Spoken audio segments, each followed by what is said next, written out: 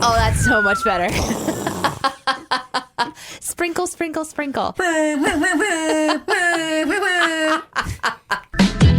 Welcome to Behind the Sins, presented by CinemaSins. Welcome to Behind the Sins, a weekly look at everything going on inside the world of CinemaSins. I'm Aaron Dicer, and I'm joined, as always, by Jonathan Watkins. Hello, hello. And Danae Hughes. I may not be invited. We write for CinemaSins and TV Sins and do various other things inside the CinemaSins universe as well. Invited to what, Danae? The Sins Week. Why not? Well, it's just yet to be determined.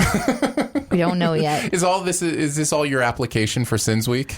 See, the psychology behind me doing what I'm doing is that I'm going to hopefully the people who love this podcast will rally to my aid. I'll have a little army of people, like 12 to 15 D&D lovers, gamers. Yeah, if you don't get invited, I think there's probably going to be a riot. I think you're probably okay. People love you. A 10-person riot. That's all I see on the comments on Twitter is, I love this Behind the Sins podcast. And Aaron and Jonathan, I mean, you're good, but I love Danae. You guys Danae is awesome. Well, first of all, you people listening, thank you. You guys are fantastic. But also, I don't see the same comments you do, and I think it's all just a lot of like smoke and mirrors. No, I think that's the psychology of ignoring the good things people say and focusing on the bad things people say. Like that's just They're a human. saying bad things. See, what did I say? Who's saying bad things? Nobody. Crap. Is it because I have a high voice? I'll lower it a little bit. I think just for the D&D thing alone, you have to get the invite to Sins Week. That could be fun. Maybe there'll be some stuff in the outtakes. We've been talking for like 45 minutes before this podcast even started. So I unpacked some psychological damage from 20 years ago. I don't even know. Like outtakes are they're just supposed to be these like quick, funny, hilarious moments that we pull out. Like, do I include a 20-minute conversation on your own, like your origin story as a villain? You know, like that's we in found there. out Danae is Veronica Mars. People don't have to listen to the outtakes if they don't want to, if they get bored. So, and this one's definitely going to be a long one if it's in there. Sorry about that. Anyway, let's not get into it again, shall we? No, let's not. Let's get into the show. Let's kick it off with a look back at the videos from the week with the Sinside Scoop. What's he building in there? Pay no attention to that man behind the curtain. This is a true story. All right, here we go. The videos from last week. We're going to talk a little bit about the process of sinning them, as well as how we felt about the things in general. Started off with Suits, TV Sins. This is a show I'd never seen before. All three of us wrote on this script. Mm-hmm. So what are some thoughts about the show Suits? Danae, had you ever seen it? Had any of us seen it? I had not seen it either. Had you seen it, Danae? No, I hadn't. I remember whenever it started airing that like many people were enjoying it. Mm-hmm. So I was really curious. You know, once it was assigned, I was like, ooh, okay, let's see what this is about. This may be a first. This may be actually it's kind of surprising that it is a first because we've been doing TV Sins almost a year. But this may be the first TV show that none of the writers have actually watched for an extended period of time. And that's interesting. It is interesting. I also saw that, I think I was on Twitter and saw that, is Suits coming to an end right now? Is it the final season or something? Well, there's a launch spinoff. of Pearson. Yeah. And so I actually tweeted back to whoever, messaged it, maybe I wasn't NBC. I don't remember who did it. Anyway.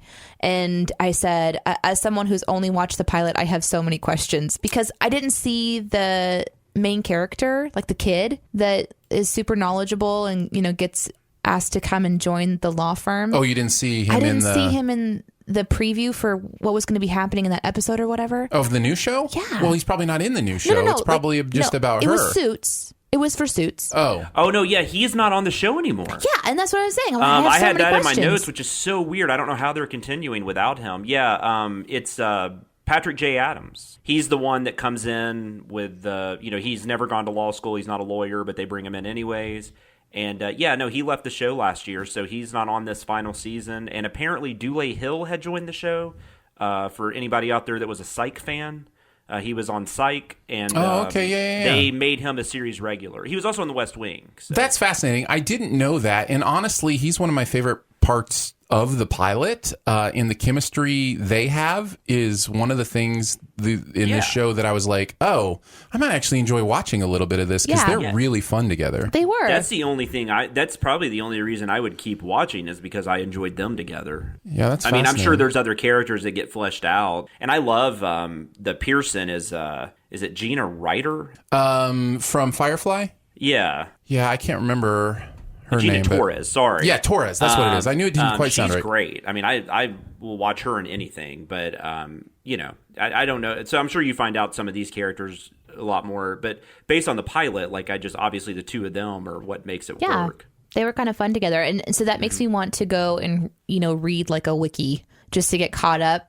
Which is what I do whenever there's a television show or something. You don't actually watch anything that you want to watch. Just go read about it. You just go read about it. This is a super, though, what I call a bro show. I don't think this is a show I would want to talk about with, like, the diehard fans because I think they would irritate me. Like the male dynamic. Well, it's very hotshot. It's I mean, all lawyer shows kind of are. And that's the thing that about a show like this is it's been done so many different times. Which is one of the sins. In so many different ways. And it's like, there's a reason because court stuff can be really fun in a heightened environment. Now, real court stuff is much more boring. And uninteresting. I've been sitting here for 2 hours. Nothing is happening. But man, it's interesting in that way because it's just very much, I gotcha. And every week it's, I gotcha. Yeah, it's a very ego-driven plot line. And that can get kind of annoying, which is, again, why I don't want to watch it. It's very USA Network, too, at least of this time period. I think they're kind of slowly getting away from that. I mean, they still have suits on, but, back in the day, you had stuff like Burn Notice and Psych and Monk and White Collar and all these different shows. And while they were different types of shows, they all had that same kind of that type of character, that like the hotshot kind of character, and this type of rapid fire dialogue. And we did that whole thing where we added the laugh track and the outtakes. And they had that kind of it was just I really love I don't that. know. All the shows are very similar. That's the only way. Kind of like the CW. It's almost like they had like a USA Network guideline. Well, and there's another element to all those USA shows, and actually a lot of shows have done this, but it's having that central character who almost has a superpower. Yeah. Where it's like, Monk is the same way, right? He almost has a superpower of observation. Psych, is the same way. And this, he has this, like he says, turn to any page in the book and he has it memorized somehow. You know what I mean? Like that Rain Man level kind of stuff. That always makes it fun. I think of The Mentalist was that way too. And it's just like, it's almost this weird way we do superpowers, but actual humans. And TV just has a real corner on that in a fun way. But The Mentalist, speaking of networks, The Mentalist had that kind of dreary CBS procedural tone to it, which I don't enjoy that much. I used to watch, like, all these USA shows I mentioned, like, I typically would watch most of those, at least for a few seasons. And I then watched by the a lot time of Suits Monk. came out, it wasn't as, I don't know, I guess I just felt like I had seen it enough. I loved Monk. So I never got into it. See, but Monk was interesting because there's a character who has a really brilliant mind and can put things together and obviously, keep in their brain all these details and stuff, but then also has this other part of him that makes it really hard for him to do his job. And it was fun to watch. What's the actor's name? Tony Shalhoub. It was really fun to watch him play that character. He did it was fun and quirky and interesting. And even though it seemed low budget many, many times and had some interesting character changes, like the actress, when the actress changed, I was like, wait, who are you? Anyway, I really liked that one. Was the girl from Two Guys, a Girl in a Pizza Place, wasn't it? She's the one that came in. The second one. Yeah, she's the one that came in. Yeah. But in this case for Suits, I found myself wondering what is it that I wanted to stick around for? What am I going to be seeing next episode that's got me, really hooked? And it truly is just whether or not they're going to get caught that they've brought the kid who isn't. Right. That's it, right? Yeah, I would think that would be the undercurrent, and then you're going to have like your case of the weeks and stuff. Like they're gonna get some high profile case, and they're gonna find some loophole, and they're gonna figure out a way to win it. And because the struggle, I think that's the show in a nutshell. The struggle, and then the Duchess the Duchess is on there for. Yeah, she is. Yeah, and then there's like this dynamic between Harvey and then the other kind of big guy that he was sort of bullying with the Louis Litt. Yes, Louis Litt. I wasn't drawn in by any of those relationship dynamics to want to stick around. So this one in that way was fun to sin, because it's not one that I'm like, oh, this looks really interesting. It was, to me, I found a lot of things that were really annoying about this one. So I had a good time, What was the most annoying thing? The first thing that came to mind was the whole pot thing. It just really bothered me. Well, that storyline made no sense, first off, because I could never figure out why he couldn't just go get the pot from him. It fell apart for me, too. First of all, the best friend, if he had, this whole big bag or suitcase of pot that he was supposed to sell and didn't, the drug dealers would have been really mad about that, I would think. Unless it's just... Well, yeah, I mean, when you consider they, kidnapped him until they knew that it was delivered. I don't even know how he got let go. It was really... That was awkward for me. It just seemed...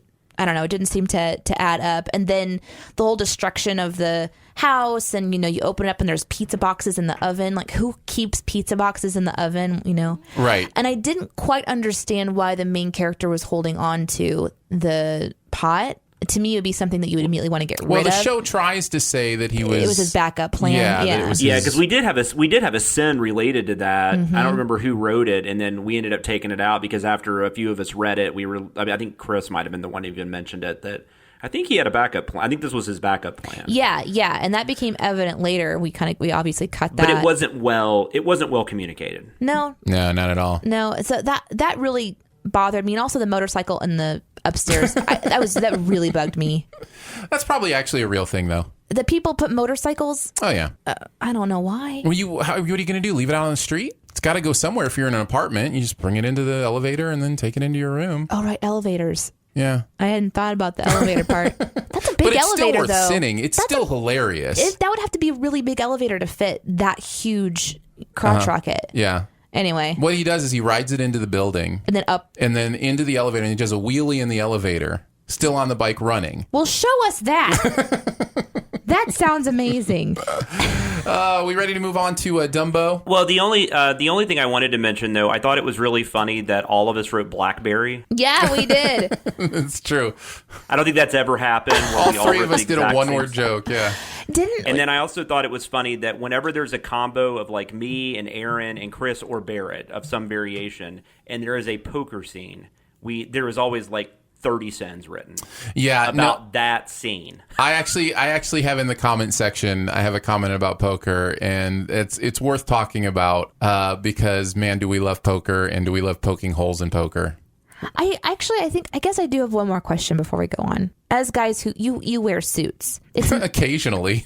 Why was it a pimp suit? I have a comment about that in the comment section too. Okay, so, good. Yeah. Well, I guess we'll get to that. We'll get to both of those topics and more later. On Behind the Sins. All right, let's talk about Dumbo. This was a Scott Watkins joint.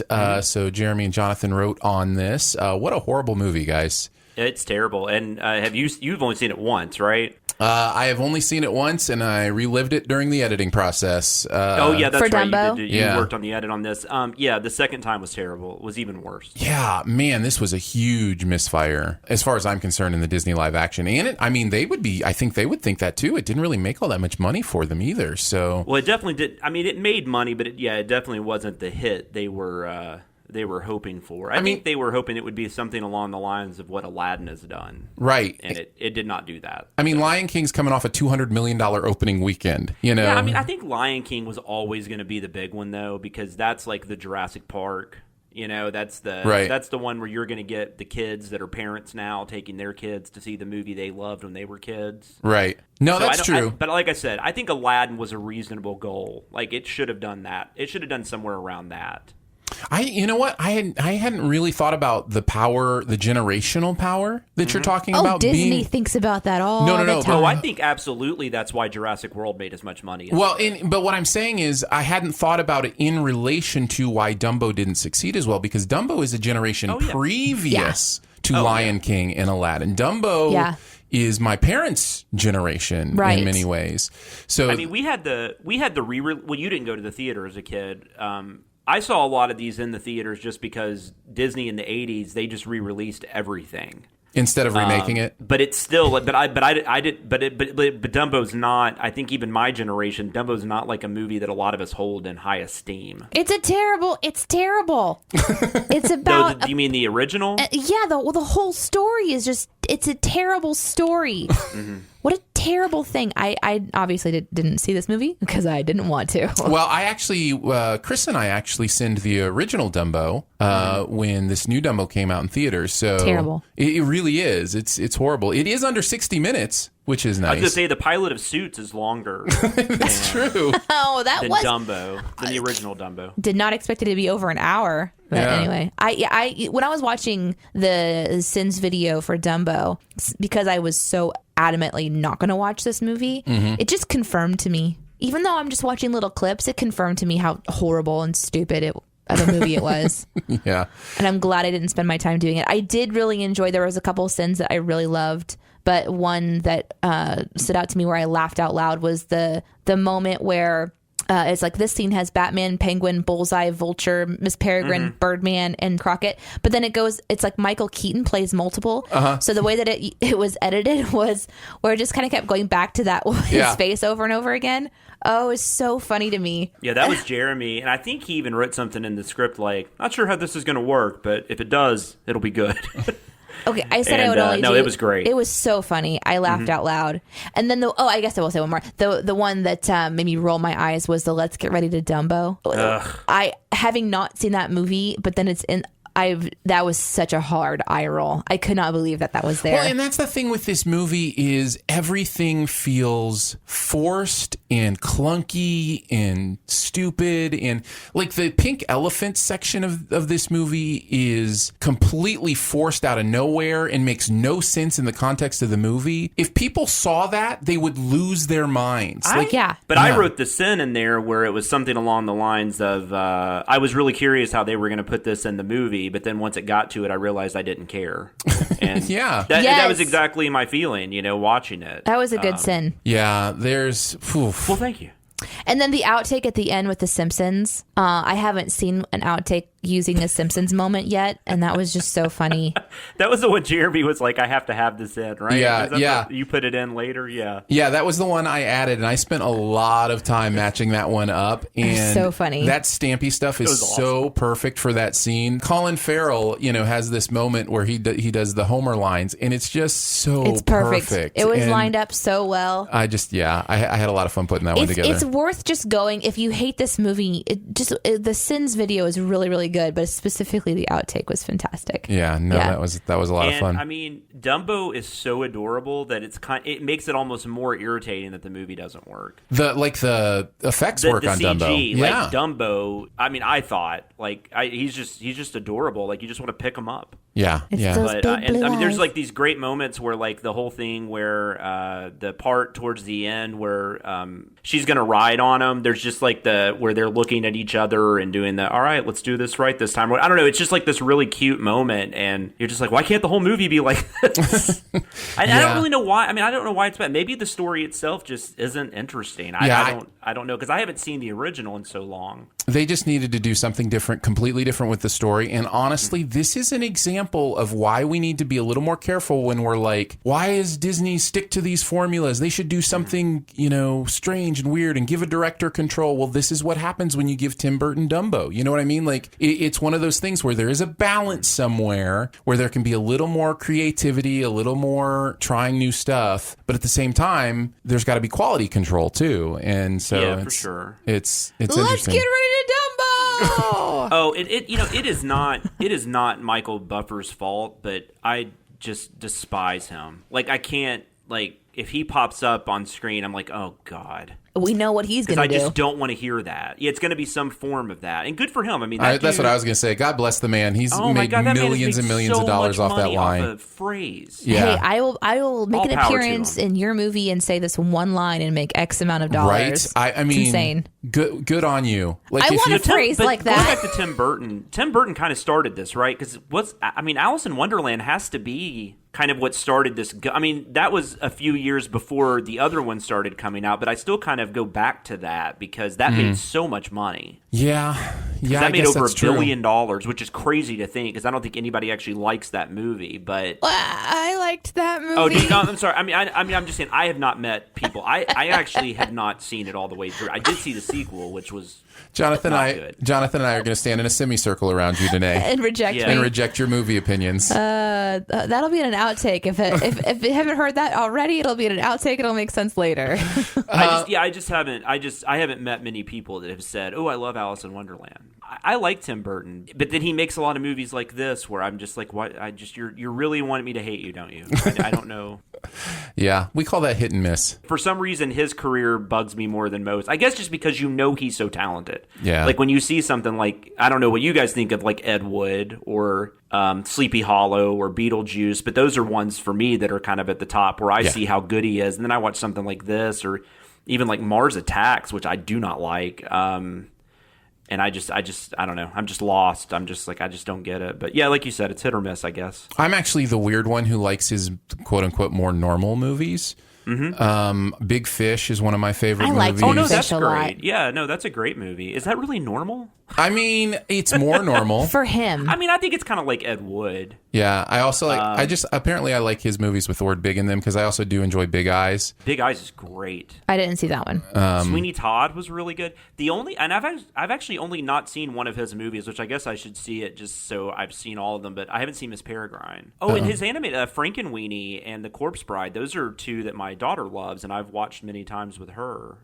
He does a good job with stuff like that. So. See, now everything's okay. Yep, Yeah, we talked it out. we made it through. We figured it out. But Dumbo still sucks. It It might sure be Dumbo's still does. the worst terrible. movie. I think it might be. Yeah, you'd be hard pressed to find a worse one. Colin Farrell, going back to his character, he totally killed a guy at the end of that movie. Like, he had that Niels guy drawn and quartered, which we made a sin about that. Yeah. But that is insane to me. Like, they don't ever go back to that. But, Yeah. like, he murdered somebody. Well, I mean, he had him dragged behind a horse, which is different than drawn and quartered. Yeah, because drawn and quarters when you've got two horses and I know Well, this. no, 4 horses. 4 Well, horses. it's shoot, I wish quartered. somebody Oh, told me right, that. I guess quartered. Jeremy and I didn't know that.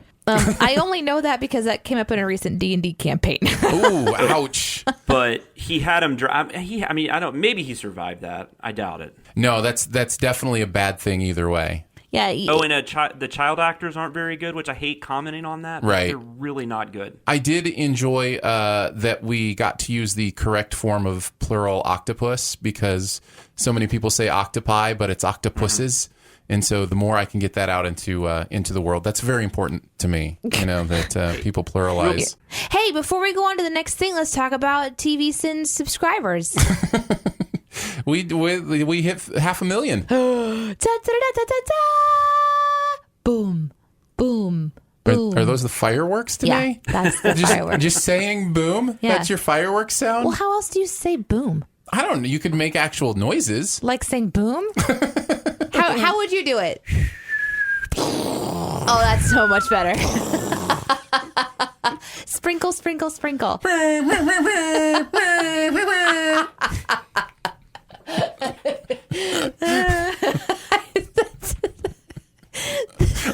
What's so funny? Your face. You have to make a face when you do that. Do you? Yeah. Try it. You can't make that noise without making a face. Yeah, no, you definitely can't. I don't know how you would do that without. No, it was the sincerity. You had such a sincere face. You were so committed. Anyways, congratulations, TV Sins, on 500,000 subscribers. Yes, I never that's know pretty what to say when I keep seeing that go up. So Yeah, no, it's really cool. Yeah, you guys are amazing. Thank you. We do appreciate it. Yes, we can move on. Miley Cyrus's new video, Mother's Daughter, was the music video sin for the week. Skip. Is it just a full skip for you? Yeah, if I'm not committed to it, then what? I have to say skip and then I have to stay committed. That's right. I That's right. actually wrote on this one too, so I watched this one quite a bit. I didn't hate it. That's the only way. Well, I mean, it's a very positive message. Yeah, that's what I was going to say. Here's the interesting Yeah. thing. We talked last week about, not sounding like the old people every time we talk about a music video, but there's a difference between the video we talked about last week and what Miley's doing in this video And what as well. a video to follow up our comment last week. They are both stretching, the idea of explicitness or sexuality or those kind of things.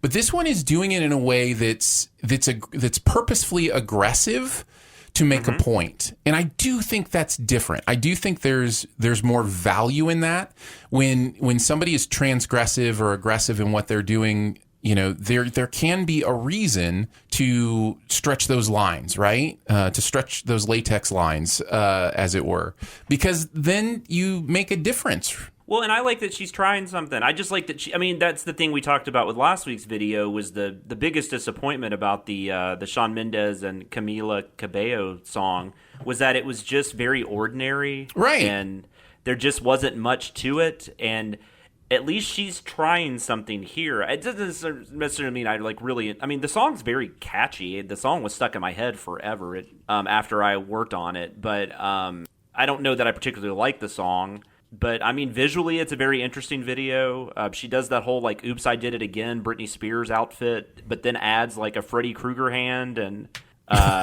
literal, and a claw vagina. What is it? Vagina dentata? What is that? What do you say? Yeah. Danae called it a claw vagina. So, a claw vagina, there you go. Can we say clawgina? Clawgina, yes, there you go. Mm-hmm. But then she puts a lot of she has a lot of diversity literally on screen. There's a lot of stuff going on. And then there's the whole thing. I'm not really sure how much this is about her mother, but her mother is in the video. Good old Tish Cyrus holding her cup of tea. Mm-hmm. She's in there. I don't know. It's interesting. That's all I'll say. It's definitely the most interesting video I think we've talked about since we started this. It's a movie about body ownership. Video. For sure. It's literally a movie about a video. Oh, I'm sorry. I always say movie. That's okay. I'm here to help. They're basically short films. It's a mistake. I say it with TV shows. I say anything anymore to me is a movie. It's all just moving pictures. We actually send that to not you, but a lot of videos these days. It'll say it'll be movie directed by, or it'll say film. It's a movie, and then we'll send that. So yeah, I actually have no problem with that. I actually think the distinctions we make on short form, long form, all that kind of stuff is kind of silly. They are all films. They're all movies of some sort. That's true. It's serial storytelling in some cases with television. It's, one-time storytelling some cases with television. It's serial storytelling sometimes in quote-unquote movies. It's one-time storytelling in, you know what I mean? The actual place you see it is becoming less and less valuable. That's all just an excuse so that I can say movie every time and not have to worry about making mistakes. I will never correct you again. Consider that done. Anyways, this video is about body ownership in a lot of ways, and the diversity that it shows of the different kinds of bodies is very purposeful in a way to say, look, you don't have to look like me to own your body. You don't have to look like me to be comfortable in your own skin. You can look like all these different people and be comfortable with who you are and own your own skin. I think that's valuable. I think sometimes art has to be shocking, and this is one of those pieces of art that's super shocking. I found myself really conflicted watching this because it's I'm yeah, wait, no. Yeah, wait, no. Yeah, that's all. Nope. Yeah. What? Yeah. So it was very bipolar feeling, and I was very exhausted by the end of it. And I had to try to go, okay, what imagery, what lesson am I taking from this that I feel empowered by as a woman? And there are certain things that, stand out to me, like the unfairness with guys being able to show nipples on Instagram and women can't. But then if it's a balloon, it's okay. But if that was breast tissue looking at all, that the whole nipple twirl thing would have been obviously nixed for sure. Right. So there's stuff like that just kind of triggers me. I loved the breastfeeding moment. That one was hey, yeah, Miley Cyrus, woo! And then there was the claw vagina, and I was like, wait. I don't understand the symbolism here. Is it just I can be sexual but back off until I tell you? And I kind of like that too. Okay, woo! But it wasn't on the nose enough. It's a lot of symbolism. So it's something that I have to think about a lot. But I didn't know if I wanted to watch it again. So it was sort of, to me, it was an up-down thing. And I couldn't help but think, one, I sort of wish I would have listened to the song before I watched the video. Oh, okay, yeah. And had my own mental moment with the lyrics, because I didn't. As soon as the video hit, I was like, I gotta watch a Miley video, because she's one of those people that I'll watch whatever she puts out. I think she's amazing. Well, she's fascinating. and we're all big Miley fans here. Well, she's incredibly brave in that in this industry and in this world as a woman coming out in this newer era of having bold ownership. Like there's still a long ways to go and a lot of room for improvement all across the board with women owning their own art and owning their own bodies and the things that happen, the expectations of women in any industry, period. That's just still there, and it probably will be for a long, long time. So for her, though, she's just so brave and bold and like does not care, and I love that. So it's cool to see her mom in this video that has so many shocking visuals. Like if my mother and I were in a video that was called Mother's Daughter, it would be like a Cat Stevens-esque. You know what I mean? It would be so different. It would rolling hills and, you know, like meadows, holding hands around, you know, walking around water. It'd be your version of Cats in the Cradle. Yeah, it would be something like that, just really tamed down.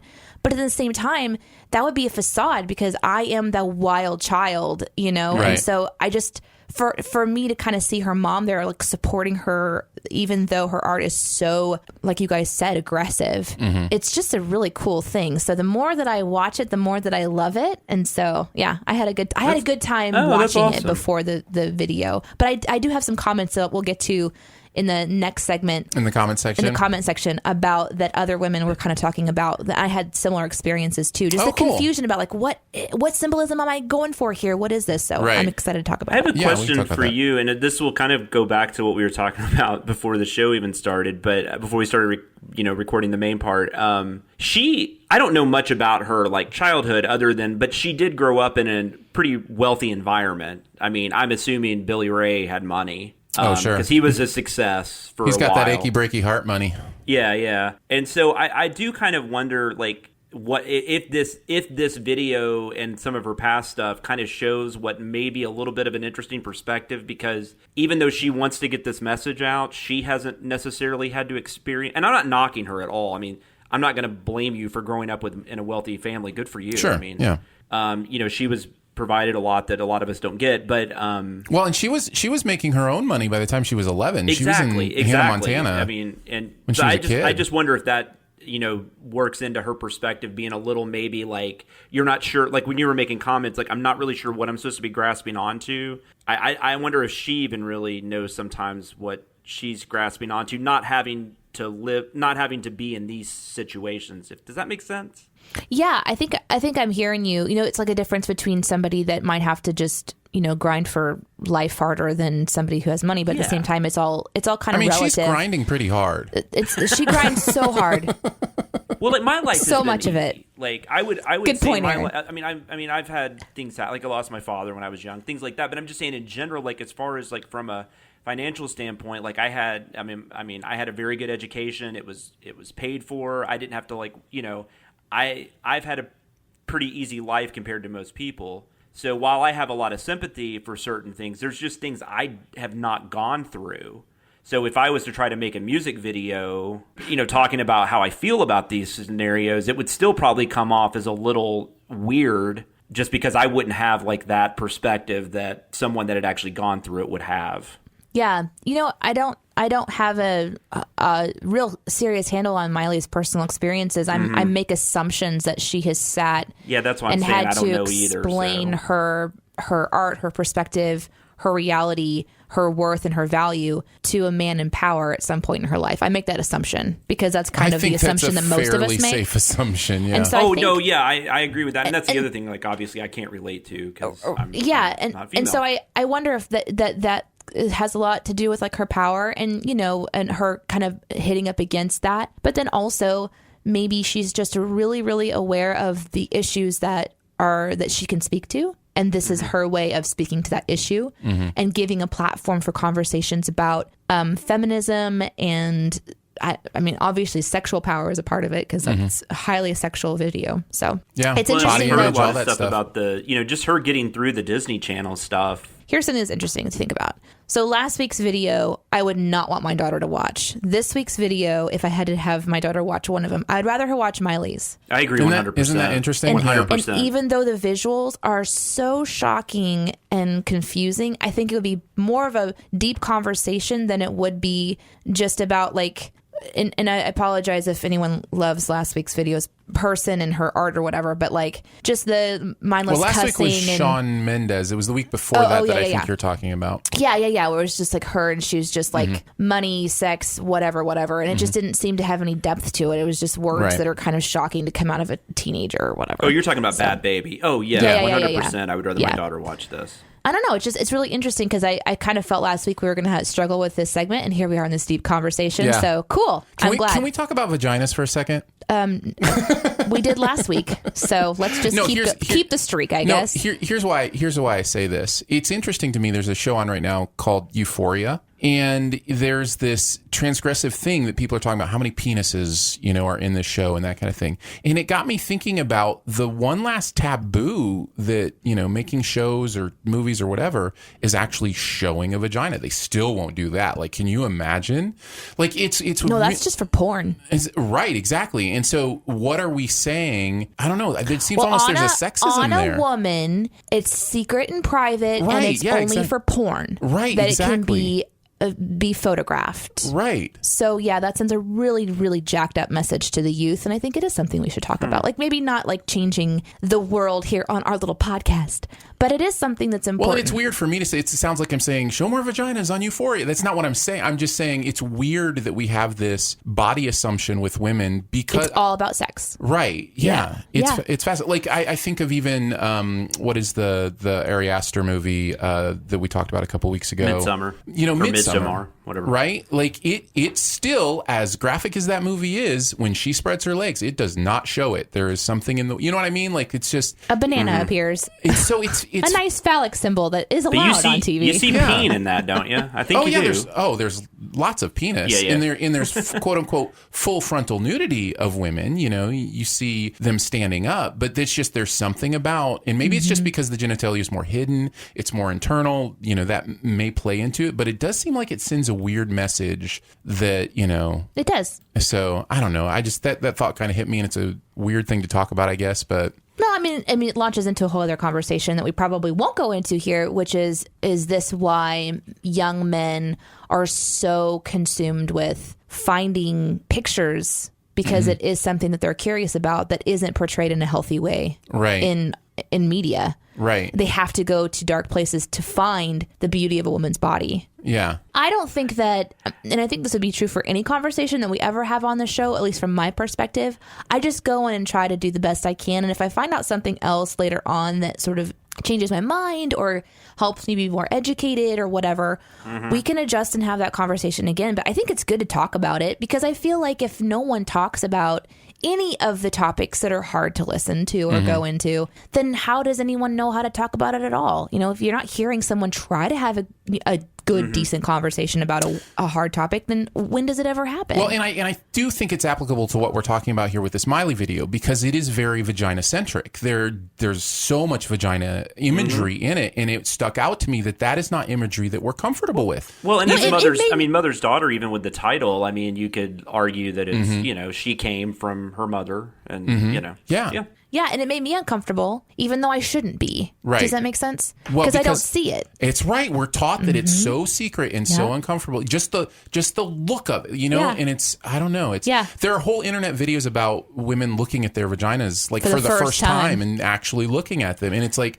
I can't believe how we've hidden our bodies in this way. It just seems, part of it seems unhealthy. I get not being completely transparent about everything in our lives. I get that sexuality can be a very private thing and should be a very private thing.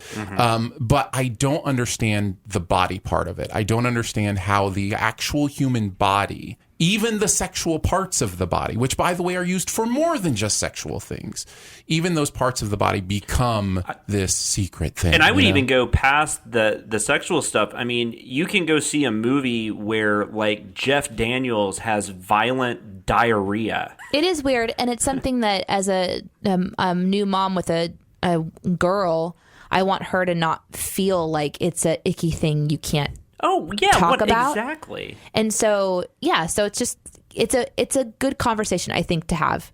One that I'm glad that we landed here for this video. Well, and I'm not worried about your daughter because she's got you, and I mean, I can tell. I like this video more now after what you've said. So, well, thanks. And then that's the same with my daughter. I mean, my wife is. I mean, you guys are kind of similar in that state. I mean, my wife is very open and just. So I'm not really worried about my daughter, but I know there's a lot of girls out there that have that problem, and that sucks. Yeah, it does. Well, I feel like we should just end the podcast. I feel like wherever we go from here, it's all downhill. Well, and now like my other notes seem so silly. Like I was going to tell Danae, that's what I'm saying. Huh?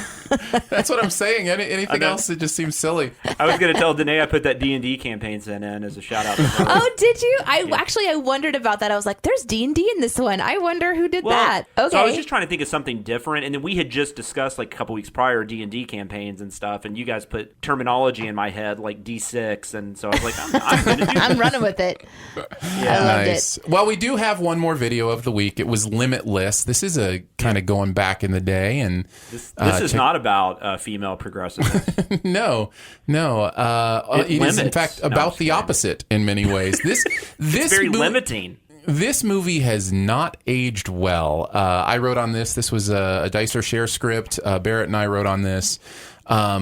I remember enjoying this movie quite a bit. Mm-hmm. I'm a Bradley Cooper fan. I like him. I like what he does. I think he's got a lot of charisma. He's an interesting dude. He got pretty blue eyes. And I loved the concept. I love the concept of this drug that would, give you full recall of your entire life and how would you use that. But man, in rewatching this movie, it's kind of a mess. Mm-hmm. Like it doesn't hold together. None of the story makes sense. There's really weird things this is saying about what intelligence means. Like intelligence in this movie means you sleep with every woman you can sleep with. You get you get reckless. Yeah. It's equivalent to being reckless, which I don't know. I found that really I didn't interesting. Remember because I rewatched it because I didn't write on it, but I helped with the edit, and I had not seen it since the theater. And I remember, like you, I didn't remember loving it, but I remembered liking it just fine. But yeah, the sex thing I did not remember at all. Like that's like 90% of what he does. Well, and it what's felt like. In this may add some context to it. Originally, this was supposed to be rated R. This was filmed as a rated R movie, and they cut it down to a PG-13. And so I think that kind of shows in many ways of where it went. But yeah, I've never seen so many sex scenes with just feet. Yes, that's funny. You're talking about that particular scene, and as because I also saw Limitless back in the day, but I hadn't watched it. So here I am, watching the Sins video, and that scene pops up. And it's about him having sex with her, but I was focused on the computer screen, and I didn't even realize they were having sex. Oh, the landlord. The landlord, yeah. And it took me way too long in that sin to realize what the sin was about because I was like, there's okay, I got it. There's feet, gotcha. I didn't think that this movie held up either, and I just watched the Sins. There was a lot of really good points in there. I mean, a lot of triggered commenters, but we'll get to that later. I forgot so many parts. It's like I forgot that he drinks someone's blood. Yeah. Totally forgot that. That's a great part in the video. The sin. Mm-hmm. Oh, how Jeremy does the you. Yeah. So good. He's a horrible person. Yeah, that was really like that weird. scene before he has sex with the landlady, like his comment when his narration, he's calling her like ugly and saying these horrible things about her, Yeah. I don't know. I don't really understand how he's our hero, but maybe he's not supposed to be. But I don't. No, there's no one else to latch onto. He's supposed to be the hero. He's supposed to be the protagonist. Yeah. It's weird. De Niro's character comes off better. Yeah, he did, and that's a good point. It also is a good point and made in several of the Sins, which is like, is this guy our hero? But then also this movie is about how drugs are good for you. Yeah. That's a good thing. Oh, something else that popped up that I didn't realize is that Bradley Cooper did Rocky Raccoon Boys. Rocket. You didn't know Bradley Cooper was Rocket Raccoon? That's it doesn't hilarious. Sound like him. And I still can, to this day, I can't hear him in it. I had no idea. But then also, it was played by 3 different actors. Really? Yeah. I thought it was always Bradley Cooper. Yeah, I thought it was just. I know they recorded it with somebody else initially, and then they. We don't do research on this podcast, and yet I'm going to do it again. Let's Which talk they about normally do that. I mean, that's kind of like, Brad Bird recorded the voice in Incredibles, or I think he recorded like almost all of them, and then they brought in the vocal, but they ended up keeping him on that one, the woman. Edna Mode. Yeah. Even though I didn't know that. I thought that was Linda Hunt for the longest time. Yeah, he also did, or Andrew Stanton, I guess, did Crush. Like, they do the temp tracks for these animated films, and sometimes they're just like, I actually think that works for the character, and they keep themselves. Yeah. So, but can you hear Bradley Cooper, Aaron, in Rocket Raccoon? Yes, but maybe just because I knew it was him. I don't know. No idea. That's what I'm saying. That's the weird thing. Like, that's the only character that, like, I know who it is, but I cannot hear it to save my life. What about Vin Diesel as Groot? Yeah, I Did mean, you know I guess that's Danae? a little different just because he's only saying the one thing. But I grunts. can picture like Vin Diesel being monosyllabic and going. Well, he did it in the Iron Giant first, so True story. He was the Iron Giant, too? Vin Diesel was, yeah. You guys, I learned so much. Vin Diesel had a very interesting career. Like, if you go read about him, like, he is fascinating. It looks like there was another person that was mentioned, Trevor Duvall, but I think he does the animated. Oh, like he does the motions and stuff? No, he does the animated Guardians of the Galaxy. Oh, where on TV. Back on TV. Oh, okay. Yeah. Yeah, So when I don't think Bradley Cooper's not doing the mocap. So when I was looking, I was like, Bradley Cooper? I had no idea. And then I Googled it super fast and saw someone else's name. But yeah, wow, that one blew my little wee mind. Everything that this movie does with narration is the exact reason narration should always be sinned. Because it is, like, the narration in this movie is not only constant, it's pointless. Half of it, at least, is stuff we can already see with our own eyes on the screen, that we already know that the movie is trying to tell us. And it serves no purpose. There's no character development in it. There's no extra knowledge in it. It's just pointless, lazy writing. And it's, if you want to know why narration gets sinned, it's movies like this. Oh man, you are just all lit up. That's screenwriting 101 too. I mean, any screenplay writing class you take, that's one of the things most teachers will tell you, like, don't write narration. And it does work occasionally. I mean, I think like something like Fletch, for instance, I think it works very well in those types of scenarios, but a lot of the times it is just lazy, and this is a great example of that. Yes, no, it absolutely can be used well. Everything is a tool. Everything can be used well if you know how to use it. But the reason we sin, even things that can be used well, every single time they happen, is because they become crutches. They become lazy crutches, and I think this is an example of that. The other one that I think I'm now officially like triggered on is news position. The idea that there's always a newscast on that will have the exact information our characters. This happens in every single movie and TV show at some point. It's just like, how are we going to deliver this information? Oh, I know. A newscast that just happens to be on the TV. And it's playing really loud. That's the only way. Bit of a side note, sorry, but like I just guested on a podcast called The Horror Virgin, and we covered the movie Shocker, Wes Craven's Shocker from 1989. John Tesh is in that movie, and he plays a news reporter, and it's hilarious because it's literally like anytime they need to explain anything, they just cut to John Tesh giving a news report. I mean, the entire all the exposition in the movie is John Tesh. I just never. It's hilarious.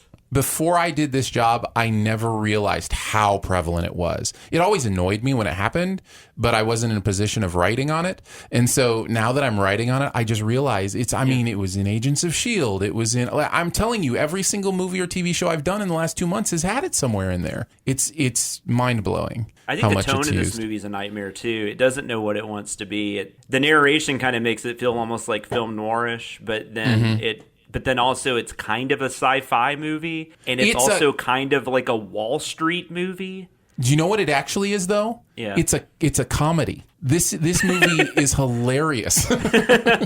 I think of the moment, I even put this in the sin, where she uses a child at a skating rink as a weapon. Yeah, that was shocking. Yeah. It's like, that's hilarious. That's like Fast and Furious level comedy, where it's just like so weird and over the top. And of all the things that you can use, you pick up a kid and swing her around. Yes. I know what I'll do. That's what your brain drugs taught you.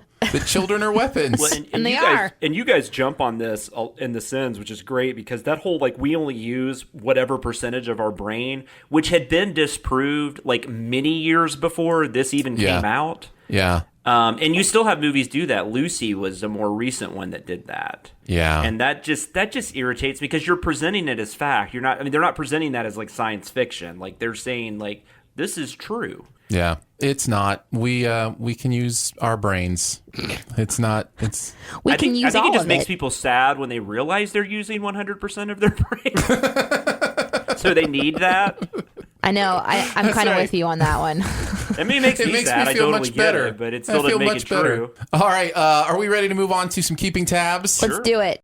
The internet is a communications tool used the world over where people can come together to bitch about movies and share pornography with one another. Oh, jeez. This is the most public yet of my many humiliations. Let's each pick a couple tabs that we can remember having open during our researching process for these videos. Then we'll chat about them a little bit. Also, if you have a deleted sin that maybe you thought of this week, this would be the place to throw it in. Don't necessarily have those every week, but we can throw them in here as well. Jonathan, what's a tab that you had open? Yeah, I really only had one tab that was even kind of interesting. I didn't look up a whole lot for Suits and Dumbo for some reason, but I guess I just, other than IMDb and stuff like that. But I did a comparison for Suits. This was actually a deleted sin. I did a comparison of drug dealers and people on death row because there's a line in there. It's there's more drug dealer. There's more drug dealers and people on death row. I can't remember what the exact line was. Oh yeah. I looked up the comparison, how many, the line was a person is more likely to die while dealing drugs than they would be on death row. And then so I just looked up the information. And so basically there's 121,000 pot dealers in the United States, roughly, and only 2,300 people on death row. So basically I figured out it would require about 1.9% of the dealers to die to make that stat true. So it's an obvious stat. We would have to murder. Yeah. What is that? It doesn't have to be a decrease in pot dealers. You're just going to kill people. No, we're just going to murder them. It's not going to be these people are going to turn from their ways and go into, I don't know, mom and pop shop or opening up a bakery. You're they have to be dead. Yeah, I mean, we're the ones that would just die of natural causes. It would have nothing related to the dealing of the drugs, And, I don't know. I just thought that was pretty fascinating. So I looked all that up. But then, like I said, the sin just didn't really work just because it was a little too... That's great. It was a little too up its own ass, as I like to say. You do get to those points. I actually had a math sin in the Limitless video, a string of these math sins about his money-making abilities, because the movie has this stupid plot line with this gangster that he never had to get involved with. He borrowed $100,000 from this gangster after he had just used the stock market to increase, $400 to $2,000 or whatever the case may be. You do that for 5 days in a row, you already have your $100,000. You know what I'm saying? It made no sense. Yeah, so I had this. Was it 8 days? After 8 days, you're a millionaire or something? Yeah, something crazy. Well, that was an edited down version of about a 3 or 4 sin run I had on the actual math of how easy he would have had it, to be able to make money. I get how those math sins can take hold of you, and then when you look back at them, you're like, oh, this is just equations. It's the humor gets lost in the percentages sometimes. It's always nice when you figure out a way to make those longer jokes work, though. It takes some creativity. Yeah. Okay, I'll take this off here and I'll add it over here. And I can use one word to describe these 3 things. It's no wonder you've got a good vocabulary, Aaron. What it's do not you all got, dick Danae? and fart jokes, people. No, it's not. What? Speaking of dick and fart jokes, I only wrote on Suits this week, and I had a few that I looked up. The first one was, can you get kicked out of a nursing home? Oh. What did we find out? Yes, you can get kicked out of a nursing home. It's interesting. It depends on how much like how many months you haven't paid. I was thinking that there was his motivation is to kind of help his grandmother, I guess, stay in her nursing home. Right. And so she said something like, you need to come up with $30,000 by Friday or something. I was wondering how that would even work. Apparently, it's very expensive to live in a nursing home. It is. And it doesn't take that long at all to rack up a $30,000 bill. So I figured out that means she must be living in a private room, and the average for a private room is $7,000, meaning that the $250,000 was over 3 months. So he was 3 months overdue and about to get kicked out, which was within the legal limits of that nursing home. Thereby meaning it's not going to work out as a joke, not going to work out as a sin, but I learned something. Look at us. We're all doing math. This is a sad and also funny story, but my late great-grandmother, she passed away early 2000s. She was in a nursing home in outside of Monterey, Tennessee, and she had really bad dementia and just didn't know where she was. And she was telling residents, other people in the nursing home, that there was an axe killer in the nursing home. Oh my! What? Yeah, I mean, she, like I said, she didn't know what she was doing. When you said this was gonna be sad, she probably watched a TV show or something, and it just became reality to her. But they had to tell my grandparents, like, look, like, we don't want to kick her out, but she's got to stop telling people that there's a guy running around with an axe. So yeah, she didn't get kicked out, but I guess she can. Well, we can see where you get your love for horror movies. Straight down the genetic line. That's amazing. Last time I was in a nursing home, I walked by a lady who was sitting in a chair, and she gave me the side eye. And as I was walking by, she went, "Don't even think about it, buddy." Oh my God. That's like, man. What in her mind? What was I just about to do? I'm sorry. I know. Was she like eating or something? She thought you were going to take her food? No. Anyways, I was like, I'm sorry. I'm leaving now. Yeah, you have to really just die to your own ego if you go in there, because you're going to instantly be somebody else. Like, you're not you. Yeah. You kind of are playing a role. It's interesting that way. Yeah. Aaron, what about you? I Googled if there's a fear of being upside down. There is. And people in the comment, there was specifically a comment thanking the channel for even having it in there. Yeah. For being represented. Well, okay, so there is definitely a fear of vomiting. This is called a metaphobia, right? Okay. So I wanted to make a joke about the fact that the shot was also upside down as he was vomiting. And so I was like, is there a fear of actually being upside down? And there really isn't a labeled fear. People call it invertophobia, but it's not actually an official thing like a metaphobia is. And so I said something about, invertometaphobia. I just kind of combined the words, but I was surprised that of all the stupid official fears there are. Oh yeah, there's fears of everything. That being upside down is not like officially in the book.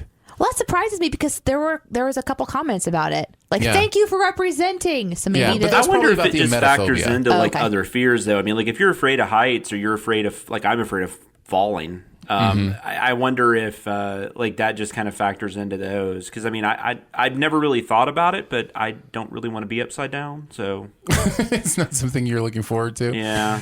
I recently did a Google search on how long you could hang upside down before dying. So I know that now. Would you die? I thought you would just like pass out, but no, you'd eventually die. Yeah, you do. You do eventually die. Yeah, your heart's not built to pump your blood. Oh, well, that makes sense. Because I know, like, you really can't. Because the whole thing about unless you're underwater, like the whole idea about holding your breath too long, but like that's not really a thing because you would pass out and then you would start breathing. Mm-hmm. I guess I'll talk about that one again when the episode actually comes on. Because I have that written down. We can do that one. I'll go ahead and do another one. I also had to Google how long is too long for an erection. Because I was trying to get that warning sin right about if narrations last longer than 4 hours, please consult a physician. And so I was trying to get the right, right verbiage, the right timing and verbiage on that. So I did Google that. You've never just had to look that up in your past for personal reasons? Listen, that's not saying I have. I'm just curious. It's not what we're talking about here. Another one that I looked up again for Suits. There's this moment whenever he's getting ready to like go for his first day at the lawyer's office, and it's sort of like a getting ready montage. And he sits down, he's putting on his socks, and then to his left is this bookshelf that has some really nice hardbound books. I'm like, for someone who's poor, you've got some really nice books. Now, I come from a book selling family. We owned a bookstore, so I got an eye for this thing. Right. I'm like, I think there's a first edition Lewis Carroll right there. So I got this whole thing where I was trying to find out if it was actually a first edition Lewis Carroll book, which would be worth a lot of money.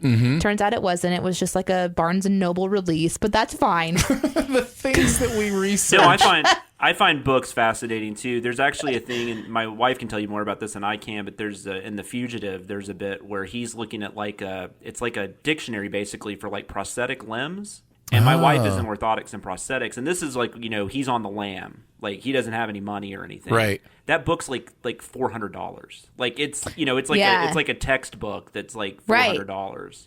Right. So it's like, where did he get that from? I also Googled Abby Cornish, who is the love interest in Limitless. Love Abby Cornish. And found out she is legitimately a rapper. She goes by MC Dusk. We mention it in one of the sins. I think when she's excellent at CinemaSins, we call her MC Dusk. And it's legit. It's not even like some sort of novelty thing or anything. She's a legit rapper, and she's good. Where is she from? Is she from the States? No, I think she's from Australia or New Zealand area. And so if you want to check it out, look up MC Dusk because she does some good stuff. So That's amazing. Yeah. Those kind of things always surprise me. This one's kind of a duo. I was on writing on Suits. There's a scene we actually cut. We talked about it when we were combining our scripts, and we went back and forth as to whether or not to include it or not. But in the pilot, there's this moment whenever the main character tells his best friend to go kill himself, and that really, really hit me the wrong way. Yeah, I don't think you'd see that today. No, I don't either. Like if you were to go back and watch the pilots, I wonder if you guys would feel the same way that we did. We all talked about the importance of that wasn't okay. I think maybe did all of us even write like a moment on it, like, whoa, harsh, you should back off. I know we definitely all felt it. Yeah. So I wrote one. His buddy was like, I don't want to live in a world where we're not tight. And he goes, then kill yourself. I was like, man. So my sin was words are weapons, Mike, and nobody should joke about suicide. And then I kind of was like, is this a moment to kind of talk to an audience about, I don't know, not using your words like that and the importance of being careful? And I don't really know the vibe of CinemaSins 100% yet, obviously being the super new person to the team. And I know that you guys did a whole thing. What movie was that? Stars Born, yeah, which got really positive reaction from the audience at large because it's an important thing to talk about. So I wondered if it was a time to talk about that. So I wrote something kind of about, let's remind you that you are important and you matter and you talk to somebody if you're feeling a certain way. And then, of course, put up the information for suicide hotline, which, by the way, is 800-273-8255. And there's a really cool website, too, that like actually goes through all the international numbers as well, because not everybody is based in the U.S. So I was like, let's put this in the notes. And it was actually discussed back and forth a little bit before, ultimately being cut. And I think ultimately, if I remember correctly, the reason we decided not to go with it is because it isn't meant as a serious moment in the show itself. Right. Which is different than Star is Born. In Star is Born, it is obviously an actual serious moment. Yeah. And this was meant as a joke. It just hasn't aged well. And so there is a little bit of a difference there, and kind of taking that opportunity may feel a little bit more trite than we want it to. Yep. And so I think that's why we went the other way. Yeah, you wouldn't want to put it out there and be like, oh, you guys are reaching for content, know, because you don't want it to miss the importance of it. So anyway, but man, one of my favorite things about working for CinemaSins is that we have coalesced around mental health as kind of a cause, and I think that's beautiful. We do months where we raise money for mental health through selling T-shirts and those kind of things. We have those moments in the videos. I think they're doing a promotion on the Sincast right now about this therapy app that you can use that's really beautiful. And so it's one of those things where I'm so glad that kind of the brand has an awareness of its what's the word I'm looking for? Its purpose. In, hey, we like to make jokes about movies and TV shows. Yep. But hey, if you want to get serious, this is what we're serious about, Yep. And that's one of my favorite things about what we do. So yeah, I like the conversation around that Sin staying inside the script and actually making it to the final cut. In fact, it kind of went all the way up to let's just see how it feels, and it just didn't feel right in that place. So, but we can talk about it here. So that was the last one that I had on my keeping tabs. The only other one I had is I had a deleted joke when I think we left in the 23% of this overlong pilot is metro porn. And originally I'd finished that off by saying, which I guess is mostly enjoyed by metrosexuals, which I thought was funny. But at the end of the day, it worked better just as kind of that short little punchy joke. So I have a question for you about that, though. Do you like? I thought about this. What was the script where I did this? And I thought, oh yeah, on The Mother's Daughter. I almost always like when I do the percentage, because all of us write percentage sends. Like this video is 47%. You know. Right. I think I always use 47. Oh, really? Yeah, I was really curious if anybody else used the same one. No, I actually try to figure it out. Like, I mean, I don't actually really do the math, but I in my brain go, where are we about, and do an estimation in that way. Oh, I gotcha. I guess I was thinking more like from a joking standpoint, not like, yeah, if I'm legitimately trying to figure out something like that death row stat. But yeah, I was just thinking whenever I do my joke where it's just I'm just being silly, like I always use 47 for some reason. That's hilarious. I don't even know where that came from. That's my know. signature. Now you know. I like to do the one where it adds up to more than 100%. That's one of my favorite things. Too, yeah. Is it ends up adding up to 162% or something. I think that's hilarious. And I always wait for the comments where they're like, "Hey, that number doesn't add up." It's like, nicely done. Well done with the math skills there, commenter. We appreciate you. Speaking of the commenters, let's do it. Let's move on to the comment section. I want to know what you're thinking. I appreciate your honesty. You're a real straight shooter. You are the ones who are the ball lickers. All right, we picked some comments from the videos from this past week to share with you and each other. We can also include general feedback here as well. If you want to, you can email us at behindthesinspod@gmail.com. Danae, let's start with you this time. What's a comment you saw that you liked? Well, let's go back into the music video. I really liked some of the conversations that were happening there. Laura Blackwell said, most of these feminist-oriented videos seem to be more directed towards the sexuality of a woman. Like, don't we have anything else to be fighting for other than our right to be promiscuous? If a woman is not just her body and sex, why is it promoted everywhere and always the main topic of feminist issue? We women are worth so much more than sex, and we women can gain power by things other than sex too. Sex shouldn't be our only leverage. And I really liked her point. I think that's the part that maybe to me in that video was just something wasn't sitting right, and it is so tied to sex, but maybe that's just part of the conversation that needs to be had, is it shouldn't be so tied to sex.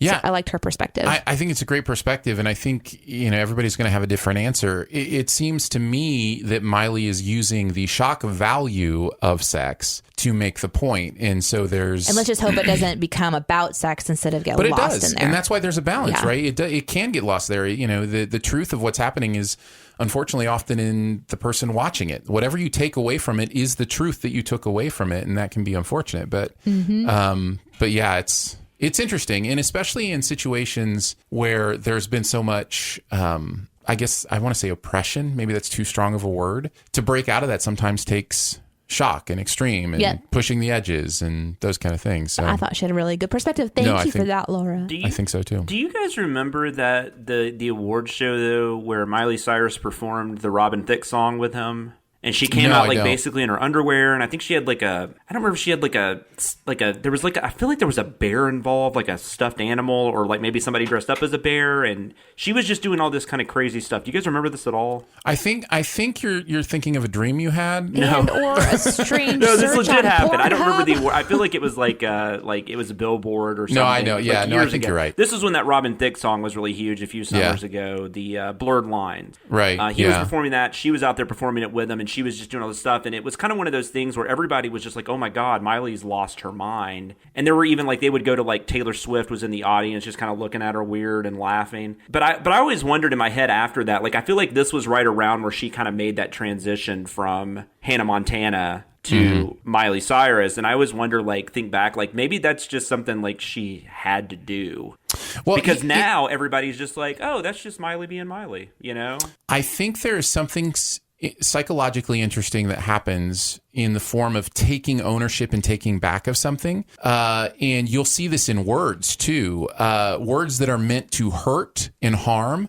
Cultures will take those words and make them a part of their culture. You see this in, the African American culture with the N-word. You see this in the LGBTQ culture with, some of those words that they will, talk about with each other.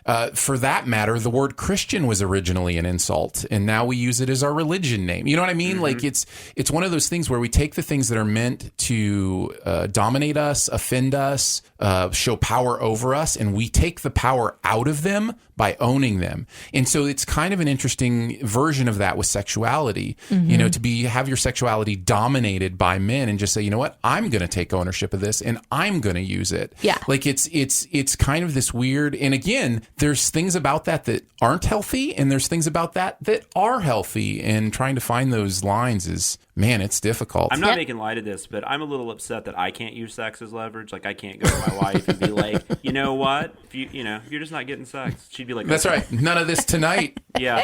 Yeah, it doesn't work for me either. You're not getting this tri-dad bod. That's amazing.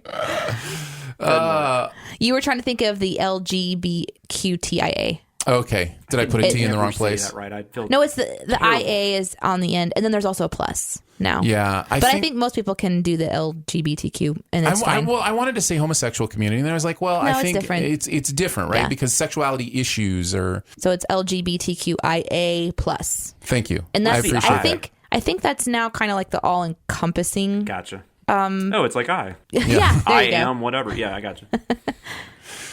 Is it my turn then? Yeah, sure, go. We were talking about poker earlier. Mattis from the video says, as a poker player, I really, really love when you send the shows for their atrocious displays of poker skills. Keep up the good work. I had that one. We really like poker at CinemaSins. Several of us really play a lot.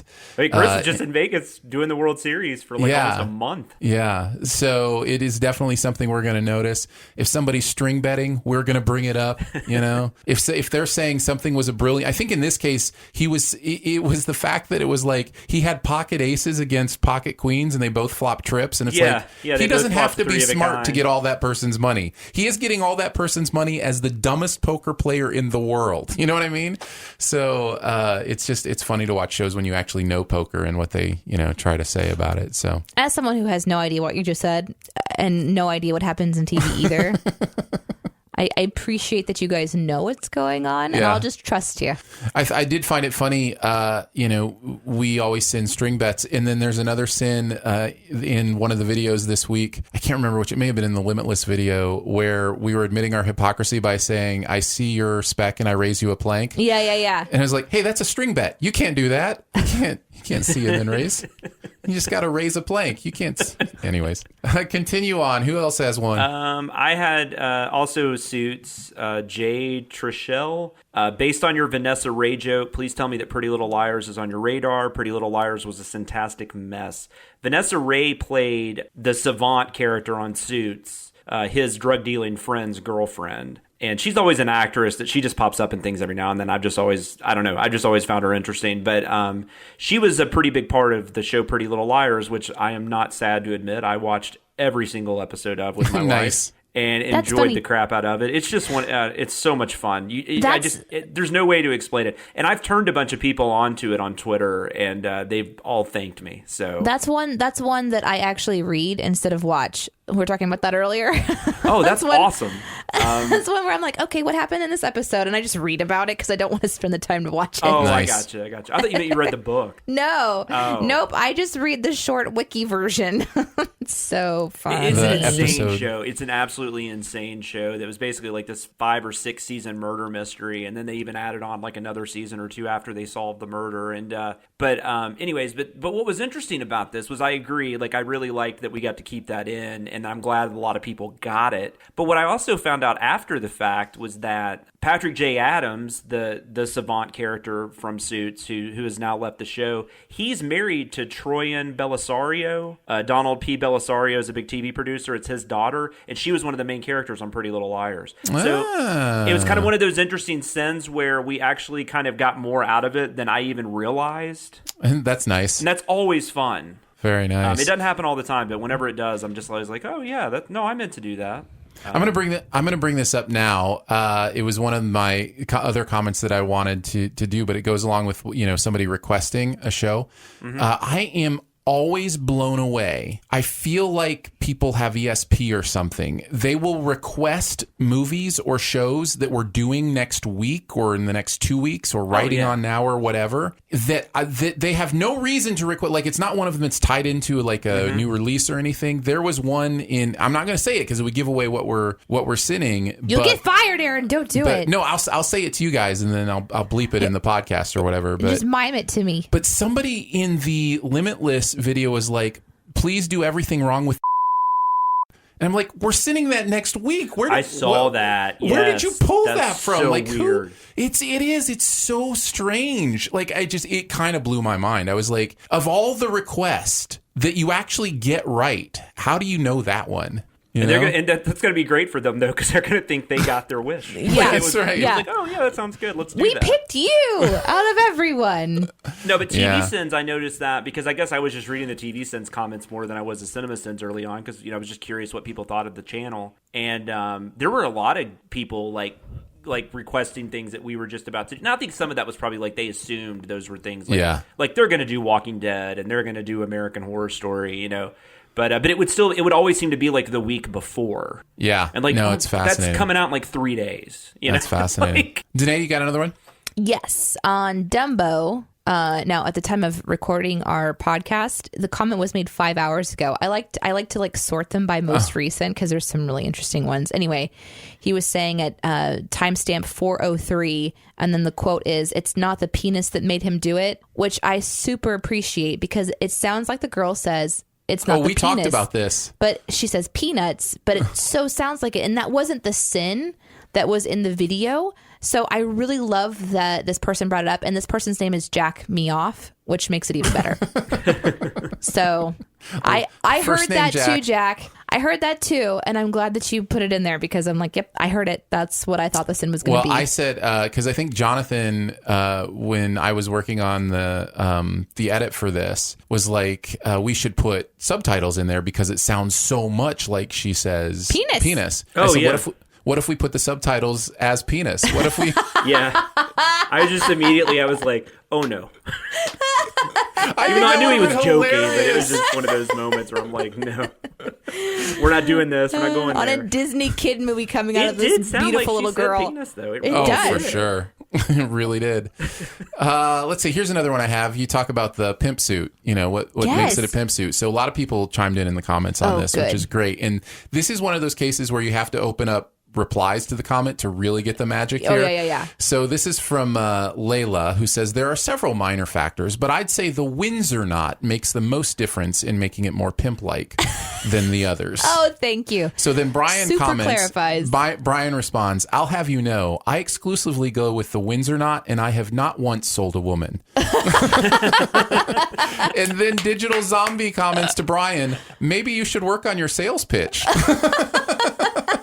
That's brilliant. Who wrote was that Aaron or Danae that wrote the pimp suit? That was me. That was Danae. That was great because I loved how we went back to it. Like, wait, sorry, I'm still on the pimp suit. Yeah. It stuck with me over and over again. And as the camera angles kept changing and revealing more of his suit, I'm like, okay, maybe it's this, maybe it's that. So I just started writing. So then somebody else also commented on this. I don't have the exact one in front of me, but it was something along the lines of, you may think it was the sewed shut pocket or these other things. He said, but actually what it is it's the self-buttoning feature that makes it a pimp suit, because we had that other scene about how it just kind of automatically buttons itself at one point. What a good sin. That's what it should have been right there. Because I sinned that too about him being a button ninja. Yeah. Continuity stuff is fun because it's just so easy to sin. Seriously, his suit was unbuttoned and it was just buttoned. And then it was buttoned. Yep. I had one more from Limitless. This is from Shalfa Shizzle. Shelf-a-shizzle. Do you want to say it a fourth time? Shelf-o-shizzle. Well, you said it the same way every time, too. I know. Like, at first I thought maybe she's trying to figure it out, but she keeps saying the same thing. Is it? Did I say the same thing over and over again? You just did three times in a row. It's amazing. It's going to be a good day. So this is the question. So does making these videos, does it ruin the movie for you guys? Like, do you watch movies for the first time and nitpick all the sins and it just all gets ruined? Which I thought was a good question. How are you feeling as the new person? It seems like none of us liked Limitless, so I can understand why this one would come up in this particular one. No, it does not ruin a movie for me. There's kind of like just two separate parts of your brain. Exactly. And plus, I think it's important to always remember and remind that this is it satire the right word? No, probably not. It's just comedy. Comedy, yeah. It's just jokes. Jeremy says parody a lot. I think parody would probably be. That's the narrator is a parody. Yeah, so the narrator is a character of the channel who just is snarky about movies. That's not actually who we are. So we are writing for a character. And some of the things we have this narrator say are true. Right. Some of the things are legitimate criticisms. Some of them are completely not. Some of them are 100% jokes that have nothing to do even with the movie. Right. So we just, the narrator voice can do all those things. Actually, a great example I just thought of because I just randomly came across this the other day. Do you remember, I just forgot his name. Brooklyn Nine-Nine was on Saturday Night Live. Oh, Andy Samberg. Andy Samberg, thank you. Yeah. He would do the Nicolas Cage inside the cage or whatever he called it. You remember this? Yeah. Oh, yeah. And then they did one where Nicolas Cage actually showed up. And Nicolas Cage made a comment like, this is an exaggerated version that doesn't exist. Yeah. Right. That's kind of what we do. Like, I mean, even if it is something we believe, we still take it to the point where it's exaggerated a lot of the time. Right. It's kind of like when you go to a restaurant and you're not really happy with the meal and you kind of, complain about it and amp it up while you're eating and you kind of joke around about it, but it wasn't really that bad. It's sort of like that. It's not something that just gets into your soul and corrupts you forever. At the end of the day, it's fun. It's meant to be fun. At the end of the day, we want you to laugh. That's it. We want to make you smile. We want to make you laugh. That's our goal. Now, some people get triggered, and that happened quite a bit. And happens on when people really like a movie, and it's just like, you guys are way too serious. It's like, maybe you are, but I have one more comment from the Dumbo video. Snowy Oreo, which I really like that username, Snowy Oreo. You should say it over and over and over again to make sure Snowy you got Oreo? it right. Snowy Oreo. Snowy Oreo? Snowy Oreo? Snowy Oreo? Snowy Oreo? Says this. Okay, so those guys riding on the roller coaster are stopped when Dumbo pulls the lever. Then a few minutes later, the roller coaster is on fire. So there is no way anyone could have stopped to get them off before that thing collapsed. Meaning, those people are dead now. That's horrifying. Yeah, they're like the dude that got not drawn and quartered. That's right. I like how he put his own ding in there. I know. That's one of my favorite things about the comments. Yeah. Just throw a ding at the end. Yeah. That's horrible. Yeah. And also good eye. Yeah. I love it when you guys find fun sins. You find the things in there. No, so that's good stuff. All right. There's your comment section. Again, if you want to reach out to us directly with an actual question for, directed right to us, feel free to email us, behindthesinspod@gmail.com. Probably the easiest way to do that. Let's move on to Beyond the Sins. To infinity and beyond. Somewhere beyond my wild history. To boldly go where no man has gone before. We're going to chat about something from the pop culture world that we've seen recently. Can be good, bad, or the ugly, whatever you want to do. I'll start this time. I don't usually start. I, for whatever reason, decided to watch the new season of Veronica Mars, even though I haven't really watched Veronica Mars. Now, the Veronica Mars Sins video for TV Sins is already out. So, we've done that one, and we'll talk about that more next week. But I had heard good things about this new season. I love Kristen Bell, and I had enjoyed the pilot enough when we send it to kind of be curious about where things are now. I've seen all of it except the final episode. I have one more episode to go. I just did not want to stay up last night too late. I was already up past my bedtime, and so I did not finish it off. But you're enjoying it? Oh, it's good. It's really good. I've watched the first episode. the writing on this is so fun and clever, and it does this really great thing that a lot of shows can't find the balance on, where they use pop culture references the exact right amount. So it's not like overdone, but when it's done, it is done perfectly for the situation and makes sense. So I love that. I think Kristen Bell is just the absolute bee's knees. She is the best. The relationships are interesting. I will say, as somebody who hasn't watched the other seasons or I think there was a movie and books and all sorts of Veronica Mars stuff. I was a little bit lost at times because I think this season has a lot of characters from old seasons that pop in for a moment or two. And I think it wanted me to know things I didn't know. Well, Aaron, you jumped in on a season. You hadn't seen anything. That's on you, no, man. I mean, I know. I think you could still, like, the central, like, mystery and stuff that's going on with, like, I mean, I watched the first episode. The mystery, I guess, at least starts off, it involves a bombing. But I watched the first 3 seasons, and I watched the movie. I have not read the books. There's 2 books, and they're actually canon, and there actually are things on this season that I read about that relate to the books, which is crazy. But I guess it's good for the person who's done all their homework. I had heard that this season would be just like a case, and so I thought, I can get invested in the mystery and the case, and if there's stuff that I don't get, then that's fine. Well, I think they do a good job, from what I understand. They do a good job of, like, I mean, those are more like Easter eggs almost. Like, those are just like little character traits that maybe you'll get a little more out of because you've seen stuff or read stuff. Did you watch New Girl? I watched like the first season. Okay, Winston on New Girl, I think the actor's name is Max Greenfield, I believe. Was he on a previous season or movie of Veronica Mars or anything as like an old boyfriend or something? I felt like I was supposed to know more about their history because he's in this new season. He was like a deputy. Okay. He worked in the police force. Yes. So it's that kind of thing. Movie. It's that kind of thing where I'm aware of, there's history here I'm supposed to know that I don't know. And so if you haven't watched any of the rest, here's what I would say to you. Just be aware that kind of stuff's going to happen, but I think you can still really enjoy it even if you hop in here. And I will say all seasons are available on Hulu. So I don't think the movie is, but you can definitely watch the first 3 seasons. And I still, to this day, the first 2 seasons of that show are 2 of my all-time favorite seasons of any show. They are just amazing, and they're really like and the reason they had to change it for the 3rd season is because when they went over to the CW, that this was a regiment that they wouldn't let him do like a self-contained mystery for the entire. They didn't want the continuity, because it's aggressive continuity. Like, I mean, like, you can't just come in like middle of 2nd season and know, you'd have to watch the entire season. But it's so worth it. It pays off so well. It is definitely fascinating to me, just having seen the first episode and then jumping into the season, the transformation that the Logan character must have gone through.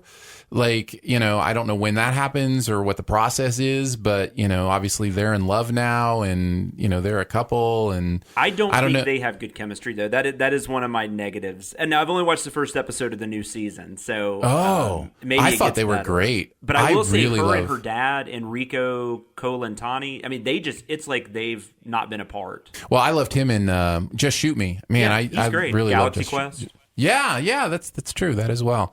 So, anyways, it's a recommend for me, even if you've never watched the show. I think it's that good. I think it can work through that stuff. I will say, because I thought about talking about this, but it's okay. But I'll just get this in real quick. I will say moving it to Hulu to where they're not the network guidelines. I think maybe 2 minutes into it, she says shit. And it was just one of those things where I don't care that people curse. I don't care that people talk about giving blowjobs, and I'm not a prude, but it still felt more like, we don't have to hold back now, so let's make sure in the first 5 minutes, we start talking about all this crazy subject matter that we couldn't have gotten away with in the previous show. Well, they definitely have some explicit conversations. But then on top of that, they seem to be making fun of that because her and her dad are doing that whole contest about who can not say the F word. Right. So they're just saying cuss. They keep going, I cuss, cuss you, which is funny and endearing. But then but then you've got these other characters just, going off. And I don't know. That felt odd to me. But I'll probably get used to it once I watch the next few episodes. So no, I think it's worth a watch. Cool. What do you got?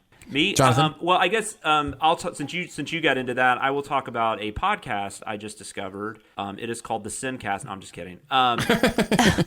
It is called. Actually, let me make sure I'm saying this right because I might get the last. I might get the. Just say it over and over and over again the exact same way. No, it's not that. It's not a pronunciation thing. It's more okay. Yeah, the suspense is killing us. I keep wanting to call it the suspense is killing me. So that's why I wanted to make sure I was saying the right. Nice. Right pronoun or whatever.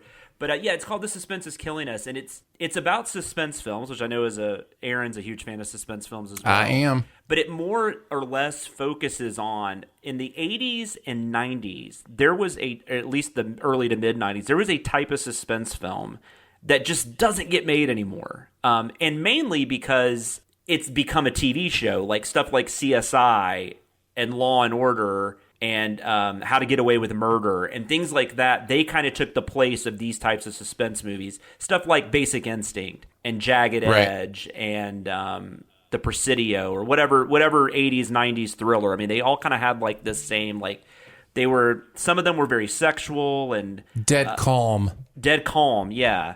They just don't really make these anymore. Like I said, mainly because they play now almost like episodes of a TV show.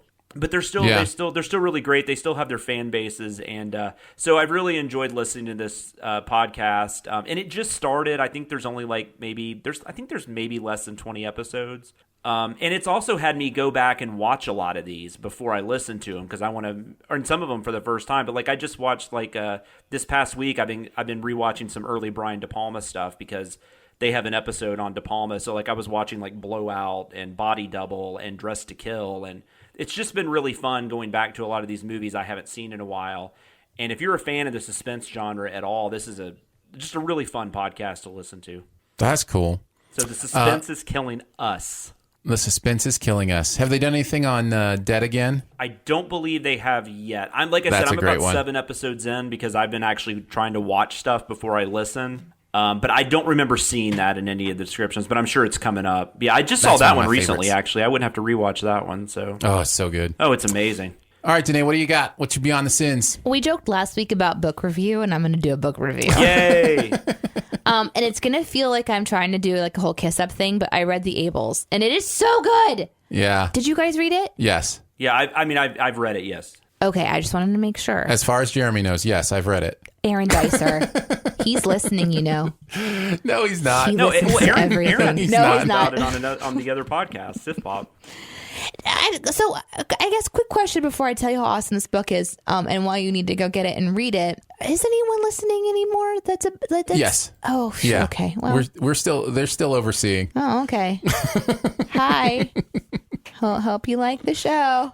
Okay, anyway. No, I've read it in the way that I read books now, which is I've listened to it. That counts. That's fine. And I listened to the original narration as done by Jeremy Scott. Oh, really? Mm-hmm. Oh, that'd be fun. Yeah. I'd actually like to listen to that. I read it on my Kindle. I don't know if you get that one anymore because the new narration is somebody else, I think. Oh. But, yeah. Oh, well, aren't Who's you narrating special? Do we know?